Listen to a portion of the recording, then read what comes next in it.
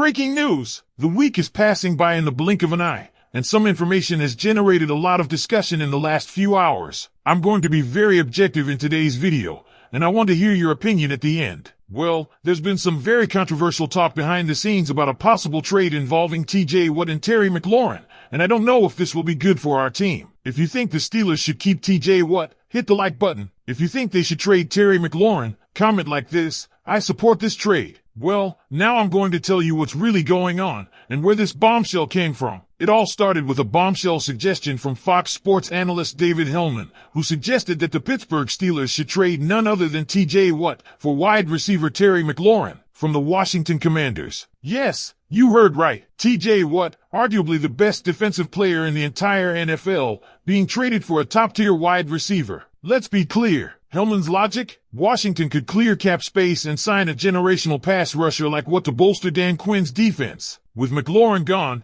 they have room to build around Jaden Daniels and gain one of the most dominant defensive forces in the league. But if you're a Steelers fan, you know how insane that idea sounds. As great as Terry McLaurin is, a true WR1 and severely underrated, you don't just trade a player like TJ Watt. Watt's presence on the Steelers' defense isn't just significant, it's essential. Let's talk impact. Since entering the league in 2017, Watt leads in sacks, 108, tackles for loss, 126, forced fumbles, 33, and defensive turnovers, 40. When Watt is on the field, the Steelers win 2/3 of their games. Without him, that drops below 10%. The ripple effects go beyond defense. The offense scores significantly fewer points, and the defense allows more. You're talking about a 14-point swing in some cases. You don't just trade away that kind of impact, no matter how much you need help on the offensive side. Last season, right after his injury against the Eagles, the Steelers collapsed. They went from playoff contenders to winless without him. That alone tells you what kind of glue this man is. Some suggest replacing him with Amari Cooper rather than trading for McLaurin. And sure, Cooper has a solid connection with Aaron Rodgers, who's a known admirer of his game. But the idea that you'd sacrifice Watt to gain a receiver, it's a hard no for most fans and insiders alike. Speaking of insiders,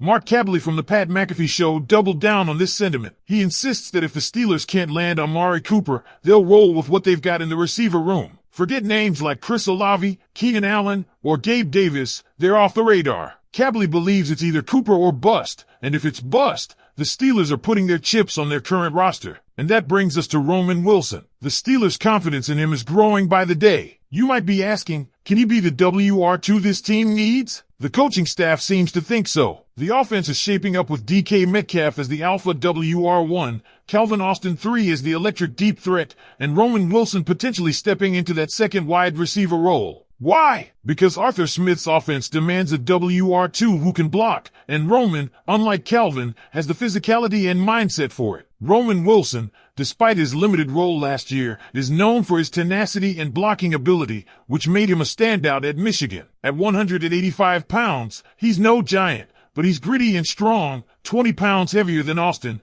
and better equipped to handle the blocking responsibilities this offense needs. That's why Van Jefferson, despite offering little in the receiving game, played so many snaps last year. If Roman can take over that role, it elevates the whole offense. Now imagine this offensive trio: DK Metcalf, Calvin Austin on the outside and passing downs, and Roman Wilson in the slot or in two receiver sets. It's a smart, balanced setup. If Roman lives up to expectations, it could be the best receiving core Pittsburgh has had in years. But make no mistake, this hinges on his development. If he stumbles, Robert Woods becomes the fallback plan. He's the veteran insurance policy, nothing flashy, but reliable enough to hold down the fort if needed. All of this leaves us with one big question. What's the Steelers' true plan? Are they genuinely betting on Roman Wilson to be that guy? Or is there another surprise move brewing before week 1? One thing's for sure, trading TJ Watt can't be part of that plan. That move would be a mistake of epic proportions, and Steelers Nation would never forgive it. But I want to hear what you think. Should the Steelers roll with Roman Wilson as their WR2? Would you trade TJ Watt for Terry McLaurin? Or is it smarter to hold firm and maybe try to bring in Amari Cooper if the opportunity arises? Let me know down in the comments. And now, let's dig even deeper into what's brewing inside the Steelers' strategy room,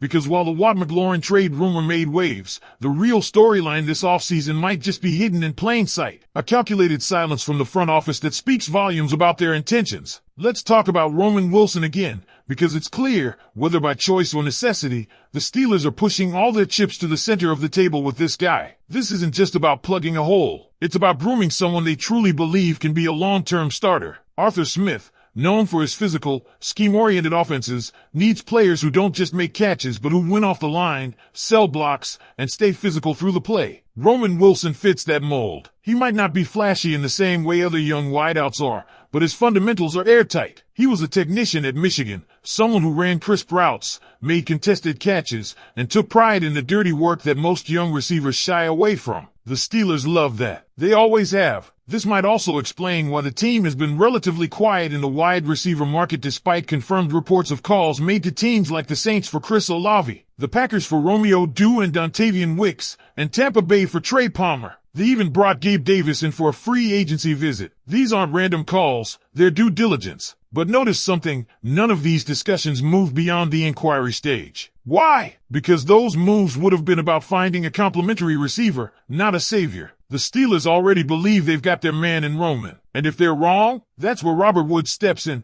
offering a floor for the offense. So, what would this look like on the field? Expect Roman Wilson to be a consistent presence in two receiver sets, especially in 12 personnel groupings. That means when the Steelers line up with two tight ends, Roman is likely on the field beside DK Metcalf. When they shift into three receiver formations, Roman slides into the slot, where he shined in college. Calvin Austin, with his speed and sharp route running, becomes the outside Z receiver in those formations. What's so intriguing here is how the pieces actually complement each other. Metcalf's physical dominance, Calvin's speed, and Roman's reliability and toughness form a well-rounded unit that could surprise a lot of people. Now, let's address another looming shadow over the organization, Aaron Rodgers' announcement that this is probably his final NFL season. The timing of the announcement drew criticism from media circles, but let's be real, this wasn't a self-centered stunt. It was a moment of clarity. He was asked a question, and he answered it truthfully. Unlike previous situations, like Ben Roethlisberger's uncertain exits or Russell Wilson's temporary rental, the Steelers now know what they're dealing with. Rodgers has made it clear, 2025 is the window. That's it. That's the target. And honestly, this clarity might be the best thing that's happened to this organization in years. With that information,